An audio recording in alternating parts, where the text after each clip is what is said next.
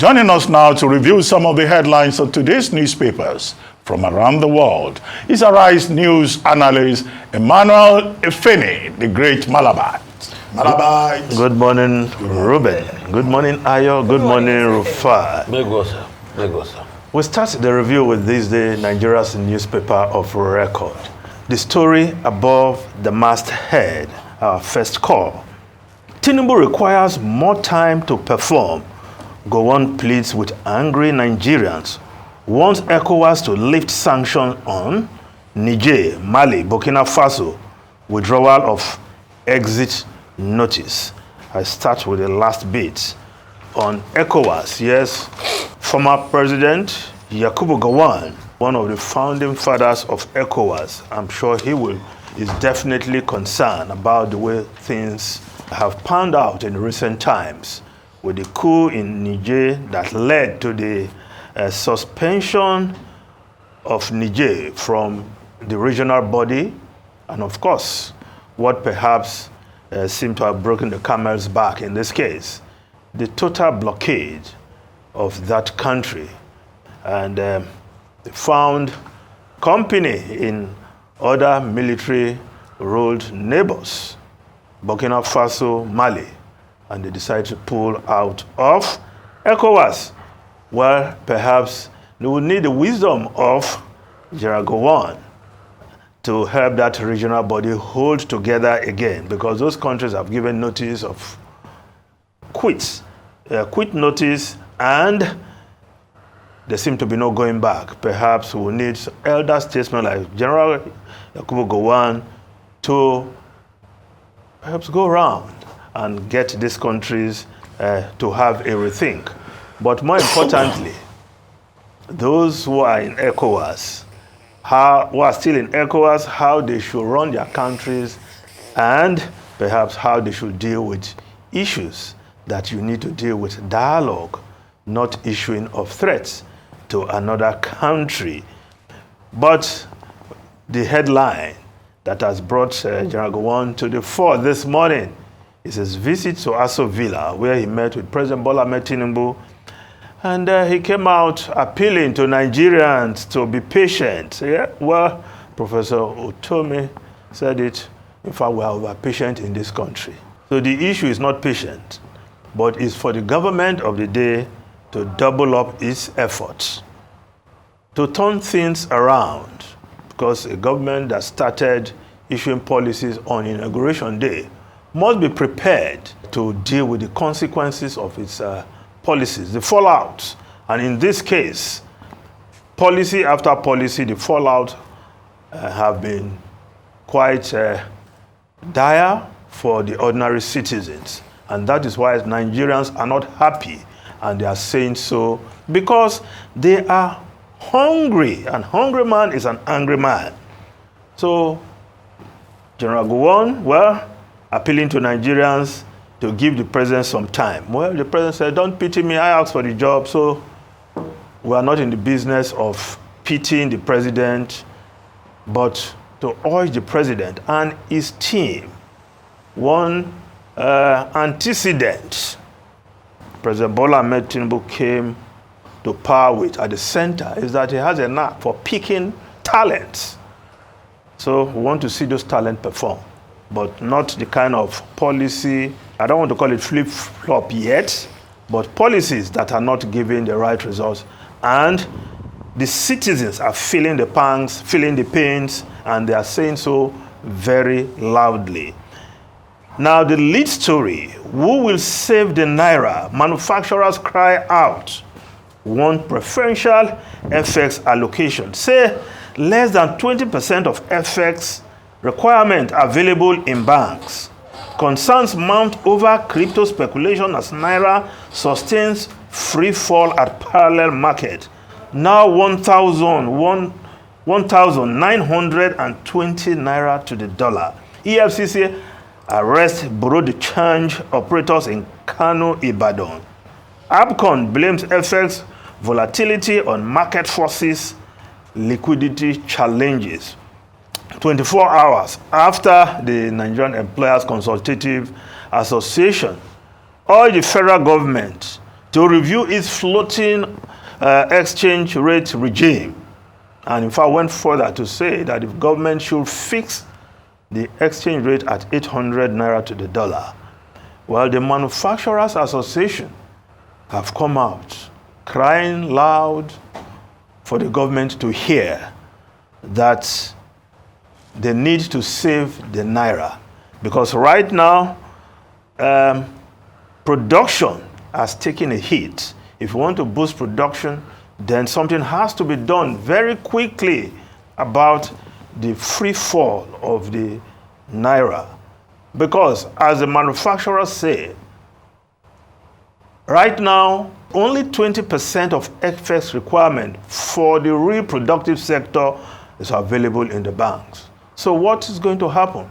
They go to the parallel market, and where the Naira continue to depreciate by the day. And with that kind of scenario, manufacturers cannot produce. Add to that the 60% increase in customs duty in the last 3 weeks. Of course, a fallout of the depreciation of the Naira. How can the manufacturers cope? Hence, they are crying out. So it's not just the citizens who are finding things difficult, but manufacturers who should produce to enhance the productive capacity of this country are also suffering greatly, and they are saying so. Now, the Guardian newspaper, looking at what is happening at the ports, which the manufacturers have highlighted, customs 5 trillion Naira target threatens trade, heightens price crisis. It cost about 16 million Naira to clear a 40-foot container and 10 million Naira to clear a 20-foot container. What are the importers of such goods going to do? They will pass on the cost to the consumers. That is, if they can even find the money to clear those goods. Because as we speak, many importers have abandoned their goods, their containers, their cars at the ports because they cannot raise the amount of duty required to clear these goods. With duty going up 60% in the last 3 weeks, many who imported their goods some months ago have just simply raised their hands up and said, look, there's no way we can raise this money. If we raise this money, clear this good, how are we going to sell this good? So they are trying to cut their losses by abandoning containers at the port. I hope the government will also take a critical look at that, not just to fix targets for customs to provide revenue. There's also the impact on those who are importing these goods, whether they can clear these goods, whether they have the money to clear the goods. When they clear these goods, find the money to do so, who is going to buy those goods with the inflationary rate in the economy? Now, the Business Day newspaper, grain price drop won't last long. Experts, all-year farming mechanism seen as boosting output, average farm yield must increase. Well, those experts are not prophesying doom. They are only talking science, because the reason why price of grains have dropped in some states, Kano, Kwara, Niger, amongst others, is because there's this suspension of uptake by major millers. So major millers, who should be looking to have bumper harvests so that they can continue to produce animal feeds, flour, and others, are to suspend their uptake so that the price of these grains can come down for the average citizen to afford. So from one problem to the other. So the real solution is not suspension of uptake, but increasing production. And that is where the government has to make good its promise. Remember when the president declared emergency in food security at the start of this administration, he talked of 15 is it million or hectares that will be cultivated across the country. What's the progress in that direction? Not much. So that is where the effort. So as we take these ad hoc measures to ensure, to bring down the prices of grain, the real work has to be done to increase productivity. Also, the insecurity that has prevented many farmers from going to their farms and even harvesting their crops when they manage to do so. They have to pay fees to bandits. So the government has to deal with the security situation at the farms so that farmers can continue to farm while there is deliberate effort to increase the acreage we farm and ultimately the harvest of essential grains in this country. Now, the Blueprint newspaper reporting federal government plans return of cash transfer. Senate reject electricity tariff hike. Lawmakers tell federal government to import cement, at least in the interim. We thought in this country we have gotten to the level where we have enough production of cement. But what has happened with the pricing in the last 1 month, going from 5,000 to over 10,000.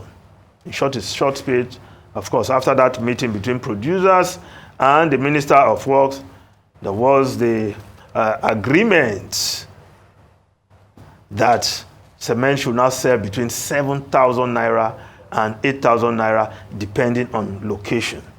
So the Senate is suggesting that perhaps the federal government should import cement for some time, if that can bring down the price of cement, so that those who build houses, we know we have a deficit in housing stock in this country.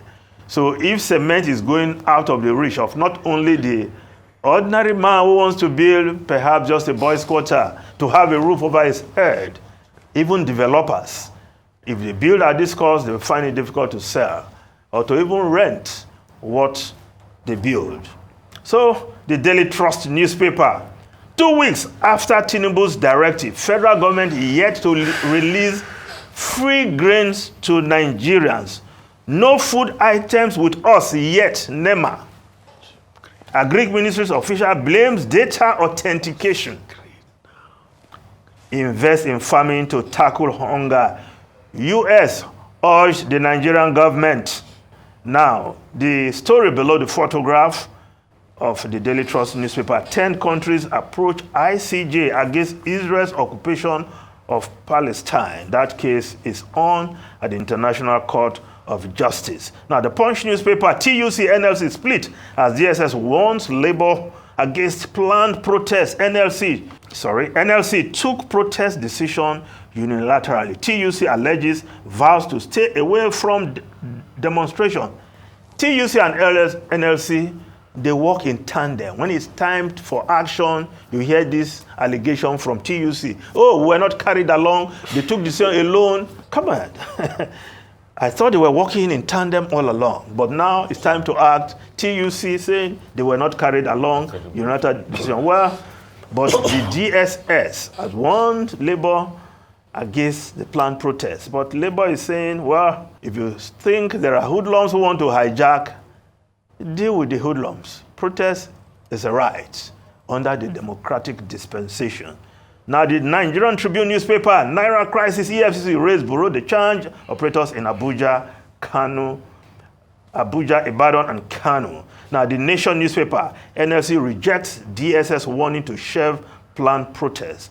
Now, the Daily Sun newspaper, hardship, revolt brewing, Agbakoba wants government. Olisa Agbakoba, senior advocate of Nigeria, says federal government not communicating hope to Nigerians.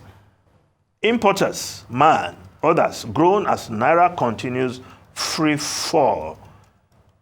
Then the story beside the masthead, Peter Obi carpets federal government as CBN raises customs exchange rates to 1,605.48 Naira.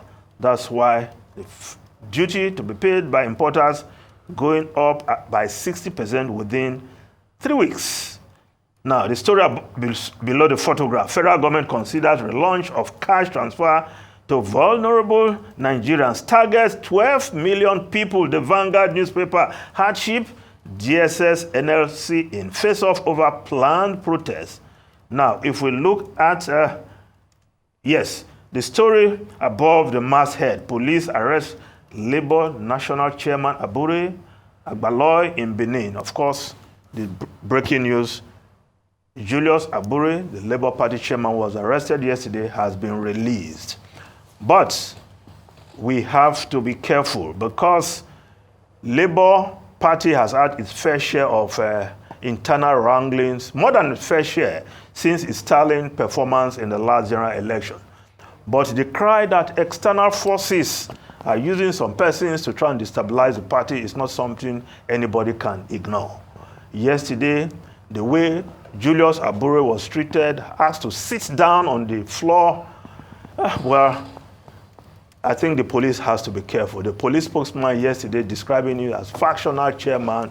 Well, the Supreme Court ruled on the issue of chairman of Labour Party that Julius Abure is the only and authentic chairman of Labour Party.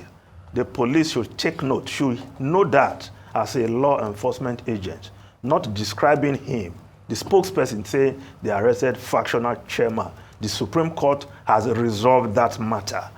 And the police has to be careful so that they are not used to destabilize the Labour Party. Whatever allegation they have against Julius Abure should be investigated, but it should not be treated in the way he has been treated. He has rights, but thank God he has been released. They can go on with their investigation, and if there's any problem, they know what to do, but not treating him as if they were arresting a criminal, a common criminal. No. Now, the foreign newspapers, quickly, the Daily Telegraph newspaper, speaker on brink after walk out. Furious MPs accuse Sir Lindsay Hoyle of favoring Labour over Gaza ceasefire vote. Hoyle faces no confidence motion after decision broke Commons Convention. Telegraph can reveal Sir Keir Starmer lobbied Hoyle to choose amendment. Well, the problem right now is that any word in favor of Palestine in some Western capitals is labeled as anti-Semitism. That should not be the case. The Palestinians have rights, and there is genocidal act going on today in Gaza. Lula, the Brazilian president, made a statement, and of course the Israelis responded. One of the things they did was they summoned the Brazilian ambassador to the Holocaust Museum, which I visited, and showed him the names of all those who died in the Holocaust. The 30,000 plus Palestinians who have been killed in the Israeli attack in Gaza have names. At the appropriate time, their names will also be published somewhere to show the genocidal act of the Israeli state. Ruben, Rufai. I mean, I would like to start with that because it's a very topical matter. And let's go back to history. It's so easy for the Israelis to talk about anti-Semitism. What caused anti-Semitism? They. Because after Balfour made his declaration, we know the British that were still on those areas of land were not ready to pull out, or they wanted a systematic plan to be able to pull out. Then the Israelis set up Argun, Shorgun. These were militia groups that were fighting and killing the British forces there. It was a reaction to these killings that grew resentment against them. The resentment became that anti-Semitic resentment. These things are there. So when they try to act innocent, and I'm happy about what you said about, when they say a place, a plaque, for remembering those that died, and they act like they are I totally condemn what Hitler did. Yes, no, of course, when you enter that museum, it's scary when you hear the names. But for the life of me, but they must also remember that what they are doing now is genocidal. Also a museum for those that have died in Rafah and some other parts in this war, if you can put it up. And for the sake of people that died too, I mean, the other day I was in Plymouth, and in their memorial, I saw Nigerians that died in these wars, if you still go to the cenotaph in England, you see Nigerians, Yoruba names too that died there. So it doesn't absolve them too of killing the Palestinians. And they should stop this hypocrisy. What even the Americans are really tired of them for is the fact that let's have a ceasefire, let's have a part to resolve it. Is America really tired, or they are just... No, America is tired, but the problem America has is the Jewish lobby. That's just it. If you ask any American leader deep in conversations, they'll tell you. I mean, nobody... You saw the back and forth between Obama and Netanyahu back in the days. The truth is the Jewish lobby that is so strong, and that has constantly been the order of the day. That's also the sentiment towards the Irish IRA back in the days. The strong Irish lobby in this American country. That's one. Number two, I think when we are having this conversation, we have the conversation in context. If we want to increase productivity, we have to increase yield per hectare. Are we also ready to have the conversation about genetically modified crops and seeds? Because in one hand, we are saying we don't want GM, no GM, environmental. I understand all the arguments against GMO. But you also want to increase yield per hectare, which is one of the lowest on the African continent. No, even without going to this or GM. You also want we have improved seedlings from research institutes. Yeah, so... If our farmers can plant without bandits harassing them. No, but yes... Of course, we need to increase acreage, mechanize it for them. I also know we have improved seedlings. The GMO you are doing is just far-fetched. But those... Let's deal with the issues on ground. No, but the question is, those seedlings too, as a result of improved research and all of that. Yeah. And there's genetics too that go on in those improvements. That makes your crop more drought tolerant. So I'm not saying I'm in support of GM. I'm just asking, what do we want? What conversation do we want to have? Let's align it properly. Also, post-harvest losses. Yeah. You can see the story on the front end of this day. The grain is all due. This same government forgot that in 2017 they had concession all the silos to private owners. So is it from the private owners that have the silos that you want to go and collect the grain? No, look, Rufai, what you do, if you have concessioned the silos, and the people you concern are using it to store grains, you buy the grains from them. So where is the grain that is in there? They should go and bring it out now. Not just talking... Dr. Abati, on your show, what's his name? I forget his name. You are that your very good friend. Gerrit Ahaneku came. He's the one in charge of all the people they concession the grain. Dr. Abati, please, can you please tell him what is there grain in that silo? Dr. Edjoe Soro. Let's talk now. So what are they using the grain for? If they can go to Arise News. I'm going to watch that interview. There's no grain in that silo now. Watch the interview. Anyway, quickly on the question of how not to use silos, right? You don't keep silos empty. On the question of Gaza, there seems to be an emerging consensus among Western leaders that there is need for an immediate humanitarian ceasefire. There should be ceasefire. Even qualifying ceasefire is even an aberration. Are going to go to the Security Council to ask for a temporary ceasefire. And it's not surprising that in Westminster, this has also been a major issue since November last year, when the SNP first staged a walkout and, Sir Keir Starmer of the Labour Party began to face even rebellion in his own party because members of the Labour Party and the SNP staged a walkout. Why? Because at that time, Sir Keir Starmer was asking for a cessation of fighting.